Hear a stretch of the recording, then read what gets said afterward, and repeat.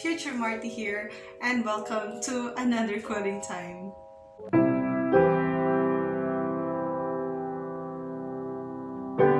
It's been a while since I was about to say sit down video, but I'm not sitting down right now, so standing video. So it's been a while since I did a wrap-up video, and I was not planning to in the near future. But since I really had a blast in the Philmyth Readathon, here I am doing a wrap-up of all the great books that I read during the past 2 weeks. Before we go and roll the montage of our 2-week reading experience, for those who do not know what Philmyth Readathon is, this is a 2-week readathon hosted by Gerald of Gerald the Bookworm. Started on May 28, 2021 and ended last April 10. Philmyth Readathon is based on creatures of the Philippine mythology or Philippine folklore. For this year, we have 7 prompts. We have Black Lady, Duende, Manananggal, San Telmo, Sirena, Malakas at Maganda, and Maria Makiling. So those are the 7 prompts. For the rank, if you are able to finish all the 7 prompts, you will be a Bathala or God Creator in the Philippine folklore. So without much further ado, let's now roll our 2-week reading vlog.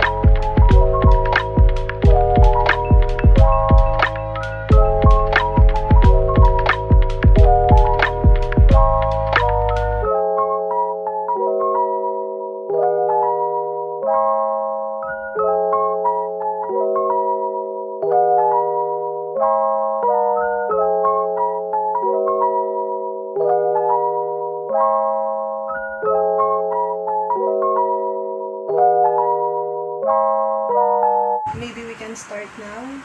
Is it okay if I will record this meeting? Thank you.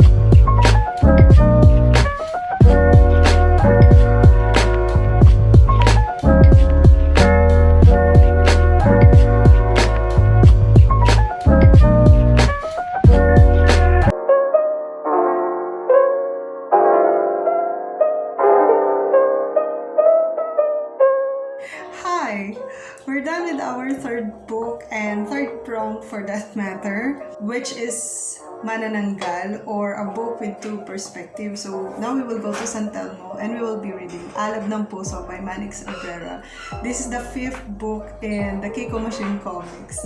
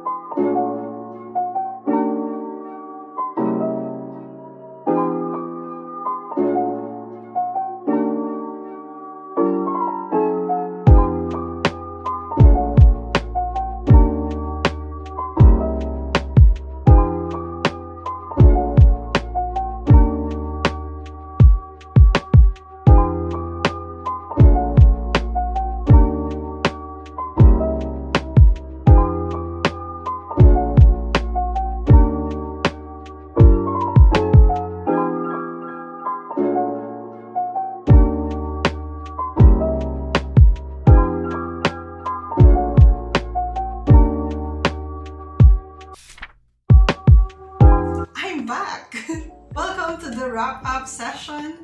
We will now be talking about the books and my thoughts on them. Actually, my thoughts were already posted in Instagram because you won't be earning your badges if you would not post your short review on these platforms. You may want to go and check my Instagram account that I will be linking below. But for now, we will have the gist of everything that I blabber about in Instagram. I have arranged this book chronologically or based on when I read them. So I will be talking about the first book that I read during the readathon or finished. The first book that I finished during the readathon, and that is Bata Bata Paano Ka Ginawa by Luwalhati Bautista. I read this for the prompt Black Lady, which is a prompt for a book that is 80% black and written by a woman of color. And here we are. In the story, we follow Leia Bustamante, and Leia Bustamante is a mother of 2. And we will follow her struggles in a society where she fights for being herself, being a woman that is not conforming to the traditional parent, like that.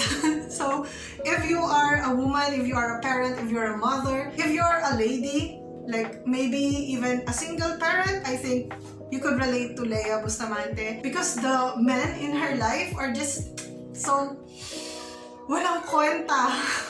She has this strong sense of self, strong sense of personality and responsibility, and she holds the government responsible and accountable to their action. Yeah, malaking role model talaga si Leia Bustamante to a lot of ladies. Philmyth Readathon actually started at the last week of Women's Month, and what better bookish way to finish our International Women's Month other than reading strong feministic books such as this one. Actually, my mind is all mixed up whenever I think of Luwalhati Bautista's writing. I tend to interchange the characters in her novels. That's because she has like 3 novels, I think. 3 novels that features a strong female lead character, and I tend to interchange them. But they are different. It's just my limited brain cells who mixes everything up.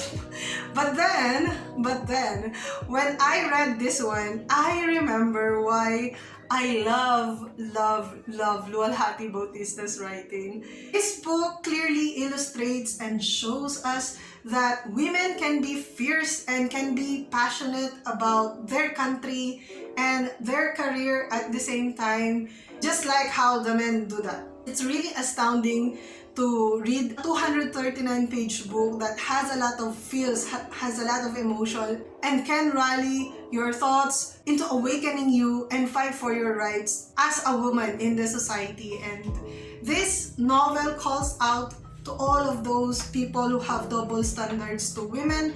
Overall, even though this is a reread, I still give this book 5 stars. For the next book that I finished for this readathon, we have Wag Lang Di Makaraos by Eros Atalia for the prompt Duende. So for the prompt Duende, since these are small supernatural beings, we are asked to read a mass market paperback, and I'm not sure if this is mass market, but it's small. So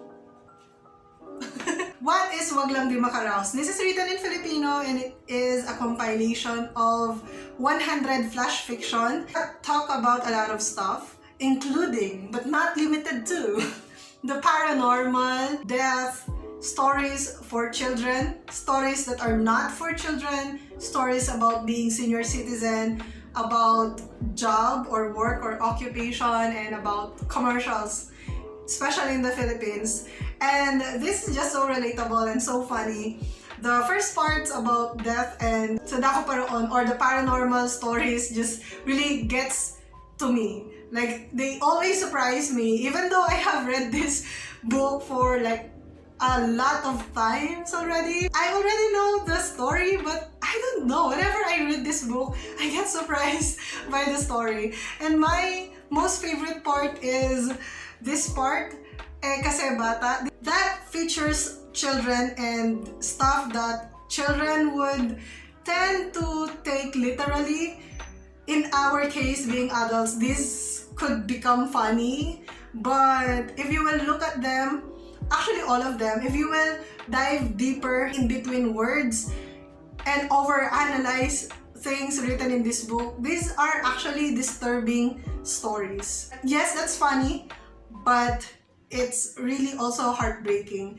One example is that one story about this birthday, that story really got into me the first time that I read this book. And since then, I could not forget that story. And even though I have read this a lot of times now, it still breaks my heart. Wait, sige, basahin natin. Birthday wish. Humikit siya ng mariin, pagdiin ng mata, sabay ihip sa kandilang hugis 7. Nagpalakpakan ang naluluhang ina at ama, gayon din ang kanyang kuya at ate. Hayaan mo na, malay mo sa susunod na taon, may cake ka na talaga. Bumuhos ang luha ng kanyang ama. I'm not okay.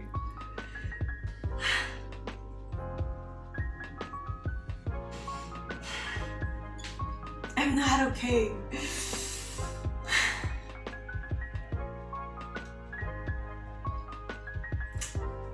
It's heartbreaking. Yes, it can become hilarious. Yes, it is light. Yes, it is short.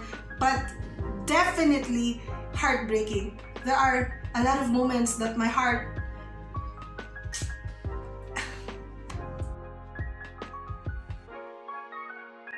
Alright, we have to bounce back. Let's finish this.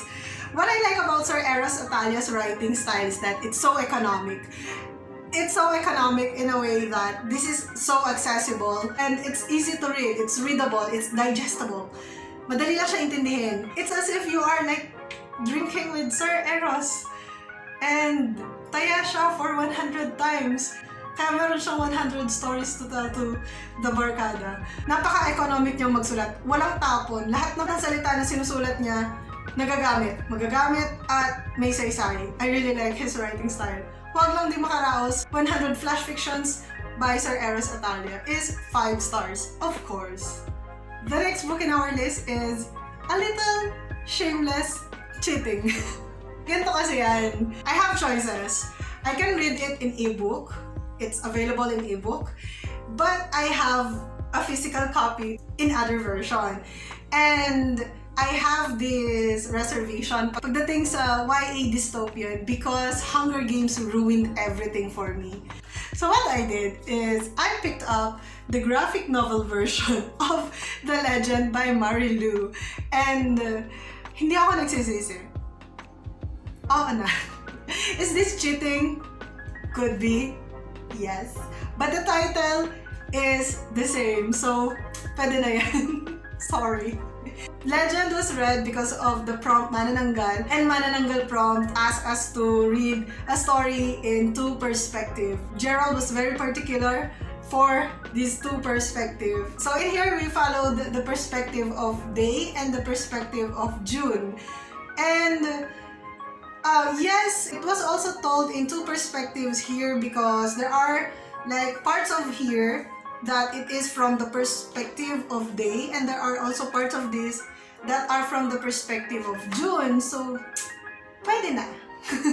This is actually an interesting book, and this is a good start. I rated this 4 stars in Goodreads just because this is the first book, and I haven't really have a full grasp of the world building yet. That's why it's only 4 stars. But still, I enjoyed this. The plot is gripping, it's fast-paced, and the characters are also endearing. So yeah, 4 stars. So what is this about? This is about Day and June. They are 2 teenagers. If I'm not mistaken, they are like 15 or 16 years old. I'm not sure. Somewhere near that YA age bracket. Is June, this one, the girl, is raised by a wealthy family, and she's a prodigy, she's intelligent and a well-talented girl, and she is training for the military. And we have here Day. Day, I really like Day. Day is my favorite character in this novel, and Day is like a badass Robin Hood prototype character who do a lot of illegal stuff just to feed the poor. So this story follows how they met and how they were told all the truth about the things that they thought were the truth, and how the society was introduced to them in a new light. So this is actually a great read, especially during a pandemic, because it is also set in a pandemic, and we follow this trope that I really like, which is enemy to lovers trope. Yes, I like that trope, and this is a great example for that trope. The major takeaway that I got from this book comes from June, actually, when I read about her part and I see her character grow, how she struggled with the truth, knowing all the truth that's happening around her. And so I realized that our privileges are actually very instrumental in shaping our prejudices and our decision making in life. So it's about time that we read some instrumental YA book. And I really recommend this for all the teenagers who love fantasy and dystopian, and also like enemy to lover trope like me. Ayan, this is a good read.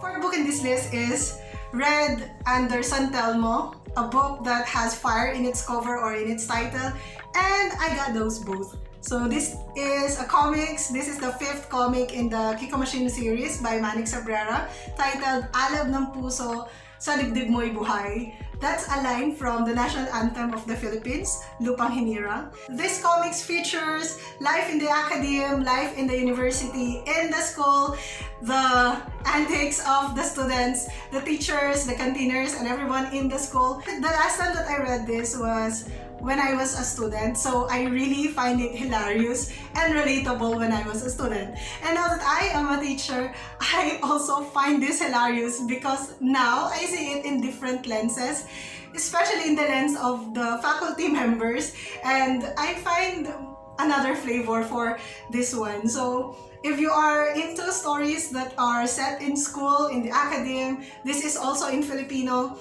Kaya I recommend this for everybody na interested dun sa setting ng school, especially college life. I really had a good laugh while reading this. Kahit gaano ka-text heavy yung mga comics ni Manny Cabrera, babasahin ko talaga yan. I really relate. Feeling ko lahat ng students, lahat ng teachers makaka-relate dito. Lalo-lalo na yung mga campus journalists natin. Present! Alam mo yung part na hirap kayo at nagra-rush kayo dun sa press work, tapos bigla wala pala kayong budget, so hindi kayo makakapag-release. So I also rated this 5 stars in Goodreads. The 6th book that I finished for the prompt Serena is The Poet X by Elizabeth Acevedo. This prompt asks us to read a book in verse, or a poetry book. It's because it's been a while since I read a poetry book. I do not know what to expect from it, and I was taken by surprise. I have some disagreement on some of the ideas of the main character about religion, but then I still understand where she's coming from, kaya I still enjoy reading this book. The most remarkable experience is that it really awakened a lot of emotions in me. Actually, after kong basahin to, like, ang dami kong na-realize, ang daming na-awaken na mga childhood dreams. Like, when I was young, I really wanted to become a poet. And I also had, just like Xiomara, I also had a notebook with a lot of poems in them. Di ko na alam kung nasan yun ngayon.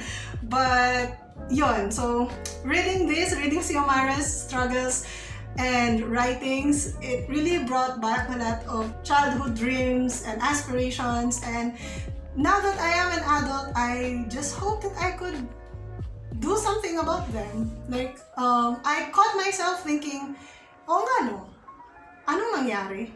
Or something like that. Why didn't I push through with poetry? I really like poetry, so bakit? But now since I read The Poet X, I am really into writing poems again, and I'm really excited to have my works published. My favorite character in The Poet X is Miss Galliano. Sino pa ba? Siyempre yung teacher para makarelate ka, di ba? So, Miss Galliano is actually instrumental in harnessing the strength of Xiomara in poetry writing and spoken poetry. Hindi niya sinukuhan si Xiomara kahit na maraming pinagdadaanan si Xiomara sa kanyang life, personal life. She's there. And she can see how brilliant Xiomara can be. And sana lahat ng educators ganon. Sana all. Huwag natin susukuan yung mga estudyante natin. They may not be math wizards, they may not memorize a lot of stuff, but there are a lot of kids who have a lot of other creative stuff. Let's not distinguish the fire of creativity. Second to the last prompt that I finished is Maria Makiling, where we would read a book that has a pretty cover. And I chose this book. I have a lot of other pretty covers, but you know, Shadow and Bone is getting a Netflix adaptation, so I figured why not just go back to the Grishaverse and read Six of Crows. So I gave this book 5 stars in Goodreads. This follows the story of these misfits banding together because of Kaz, who collected them to perform this heist where they will get somebody out of prison. These are teenagers, these are misfits, and I already mentioned my thoughts on Six of Crows. So I will be just linking my thoughts here in my other video in a card sa taas and a link below in the description box. But the major takeaway that I still believe is true after reading Six of Crows is that the youth are really a potent power and we can either nurture them or destroy them. It's just really breaking my heart whenever I read about children na pinabayaan ng kanilang mga magulang at ng society. Yes, nandun na sana tayo sa pinabayaan ng magulang, pero sana man lang yung society, di ba? Huwag na silang pabayaan. But then, Ketterdam, it's not really like a child-friendly, poor-friendly society. Kaz and the Dregs are just here to survive. I still root for Kaz and Inej. I still root for Inej and Nina. Inej and Nina friendship is really mine.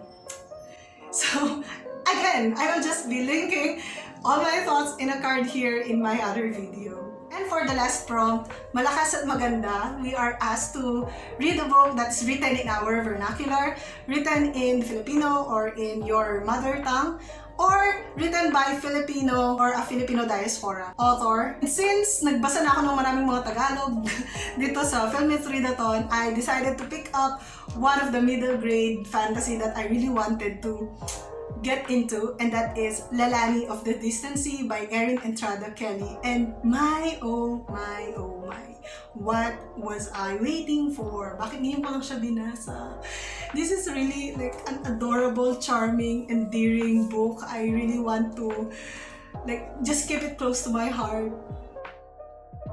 And thank you so much kay Trish dahil siya yung nagregalo sa akin ng book na to. Our exchange gift noong December. This book, it's just so heartwarming. This has a lot of summer vibe and it appeals to the senses. We were there with Lalani sa lahat ng mga struggles niya, in all of her struggles, in all of her adventures, we were there.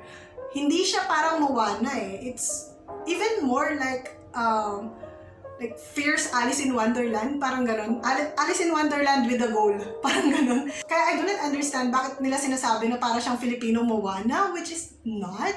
Kasi si Moana, di ba, like, nag-travel siya to the sea, tapos yung mga adventures niya nasa sea. But in here, parang hindi ganon. Hindi ganon.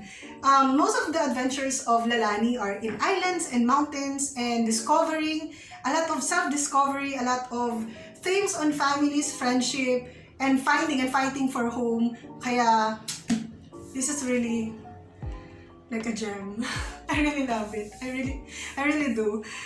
Hindi ko alam paano siya i-gush about sa inyo, but please read. Do read this book. This is so heartwarming. I ended Philmyth Readathon with a happy heart because of this. 5 stars. Here are all the books that we have read for Philmyth Readathon. These are 7 books for 7 prongs, which gives us that inaginid badge, man, and Bathala level.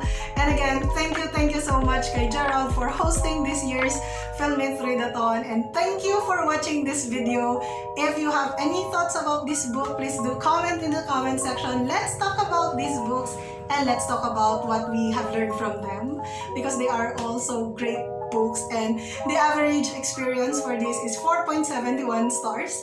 That's really fantastic, and I'm looking forward for the next Philmyth Readathon next year. And I'll see you again in the next video. Happy reading!